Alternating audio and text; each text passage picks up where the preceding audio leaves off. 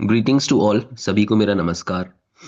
एक interesting problem है trigonometry की हमारे सामने, जिसे हमें सॉल्व करने को कहा गया है। बहुत सारे साइन टर्म्स एक साथ मल्टीप्लाई हो रहे हैं और जो साइन के एंगल्स हैं वो एक कंसिस्टेंट मैनर में इंक्रीमेंट हो रहे हैं। पाई बाई 14 से शुरू हो रहे हैं और 13 पाई बाई 14 तक जा रहे हैं। और 2 पाई बाई 14 का फर्क है अगर आप देखें हर एक एंगल के बीच में, हर एक सब्सिक्वेंट साइन टर्म के बीच में। इस तरीके के प्रॉब्लम्स बहुत आते हैं कॉम्पिटिटिव एग्जाम्स में। और इस तरीके के प्रॉब्लम को सॉल्व करने के लिए पहले बजाय इसके कि हम इस प्रॉब्लम को डायरेक्ट सॉल्व करें, मैं आप लोगों को एक आइडेंटिटी बताना चाहता हूं। और उस आइडेंटिटी को जब हम समझ लेंगे फिर हम आगे बढ़ेंगे इस प्रॉब्लम को सॉल्व करने के लिए।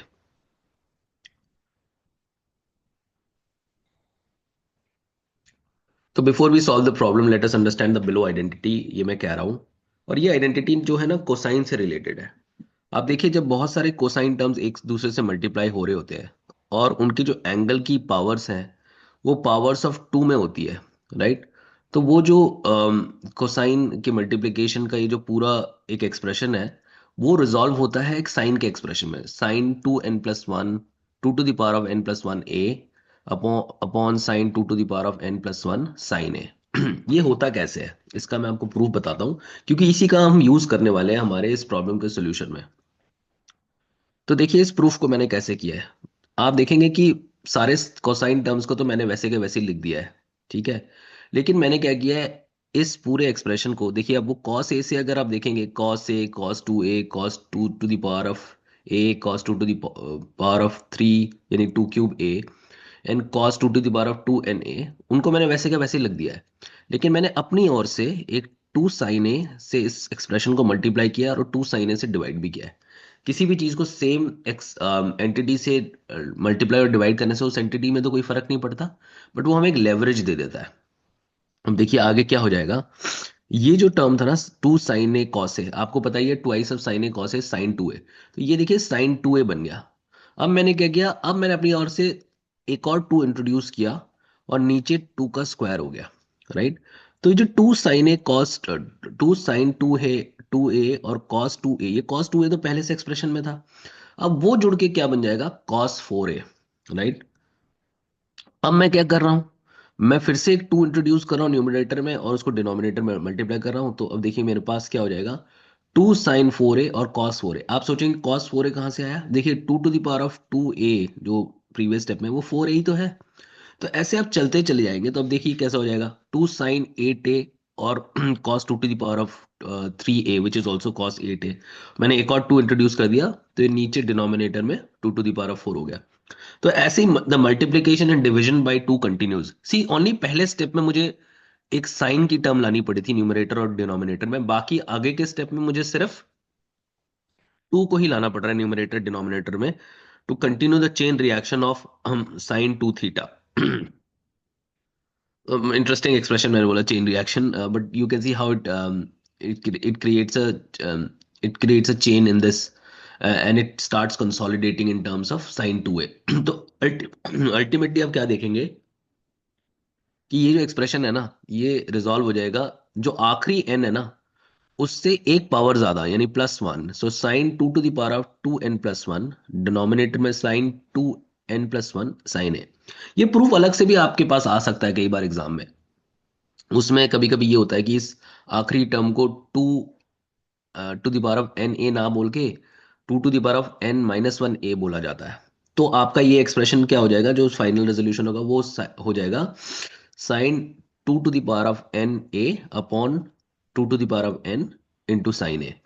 तो बेसिकली वो आखिरी जो पावर होती है टू की उसमें एक बढ़ जाता है साइन के एक्सप्रेशन में।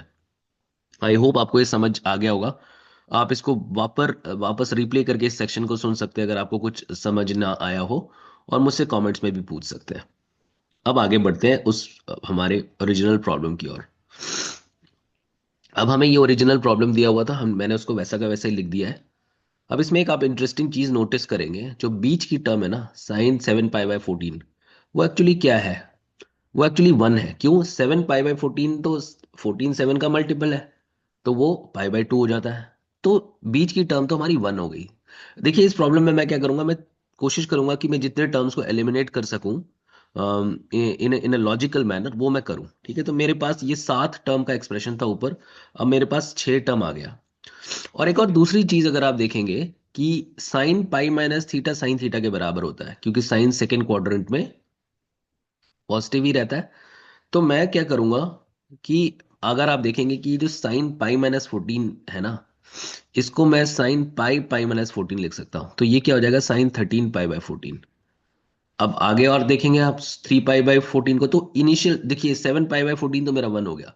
अब ये जो इनिशियल 3 टर्म है ना, ये मैं कोशिश कर रहा हूँ कि आखिरी 3 टर्म के बराबर आ जाए, ताकि मेरे पास एक पूरा सिर्फ 3 टर्म्स रह जाए और उनका स्क्वायर बन जाए। राइट, तो अगर आप देखेंगे साइन 5 पाई बाय 14 ये बन जाता है। तो अल्टीमेटली मेरा एक्सप्रेशन क्या बन गया, sine 9 pi by 14, sine 11 pi by 14, sine 13 pi by 14 और पूरे का स्क्वायर। अब मैं आगे बढ़ता हूँ। मैंने वापस से जो लास्ट स्टेप किया था उसको मैंने वापस से रख दिया, क्योंकि हम एक नए पेज पे आ गए हैं। अगर आप देखेंगे कि अब मेरे पास एक एक्सप्रेशन आ गया जो कि साइन का है, तो क्या मैं इसको कॉस के एक्सप्रेशन में बदल सकता हूं और उस ओरिजिनल आइडेंटिटी पे जा सकता हूं जो मैंने अभी थोड़ी देर पहले आपको सिखाई। तो हमें पता है कि cos pi minus 2 minus theta is cos theta. Right, तो इस जो साइन पाई माइनस 14 है उसको मैं कॉस की टर्म्स में ऐसे लिख सकता हूँ, cos pi by 2 minus 9 pi by 14, cos pi by 2 minus 11 pi by 14, cos pi by 2 minus 13 pi by 14 और पूरे का स्क्वायर।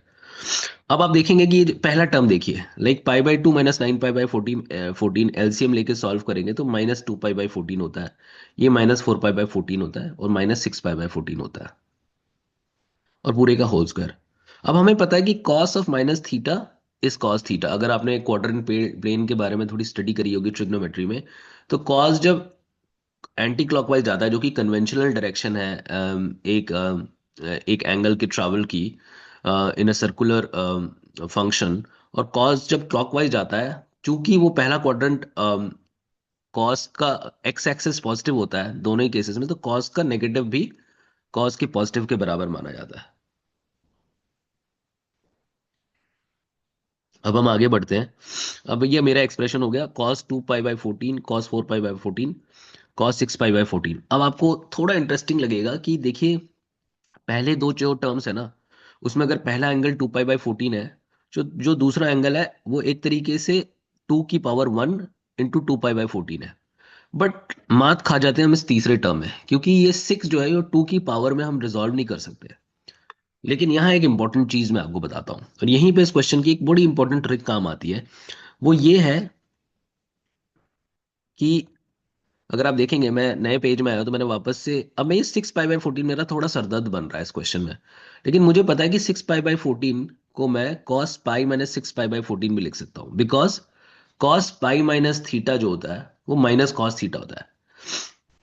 तो जब मैंने ऐसे लिखा तो मेरे पास क्या आ गया, -cos 8 पाई बाय 14। ये बड़ा इंटरेस्टिंग है क्योंकि 8 तो 2 की पावर में है।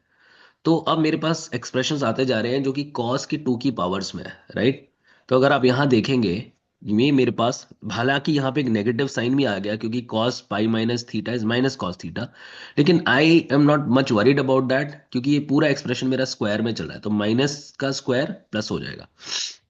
तो अगर आप ये पूरी एक्सप्रेशन देखेंगे, तो ये मेरा आ गया cos 2 pi by 14, cos 4 pi by 14, cos -cos 8 pi by 14। But ये स्क्वायर की टर्म है तो -1 जो है वो स्क्वायर होके ये मुझे एक पॉजिटिव टर्म दे देगा। और अब आप देखिए मैंने कैसे इसको, इस पहले एंगल को अगर मैं ए मान लूं, तो मेरा दूसरा एंगल 2 की पावर 1 ए, और तीसरा एंगल 2 की पावर स्क्वायर है। यहाँ पे मैंने 2 को, मुझे 2 पाई बाय 14 साथ में लिखना चाहिए था, लेकिन मैंने थोड़ा सा उल्टी तरीके से लिख दिया। It's okay, but you can see that it's 2 की power 2 plus 2 pi by 14 and then पूरे का होल स्क्वायर।